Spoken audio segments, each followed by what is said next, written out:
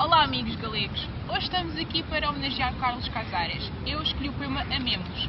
Neste poema Casares fala-nos, incentiva-nos aliás, a amar as coisas breves e eternas.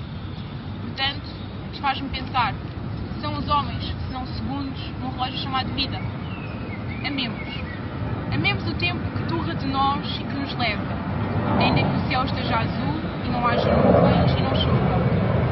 Sempre é cedo para o fruto que aguardamos e não chega. Amemos a rosa porque é breve e ao tempo que foge e não se para. Ainda que à beira das horas, nas esquinas, morram as verdades contra o vento. E a noite seja um recento apodrecido das flores que cantamos para salvar-nos. Amemos. Ainda que a esperança turre para baixo, a vencilhar-nos sempre contra nuncas de campos sem ar e corações parados.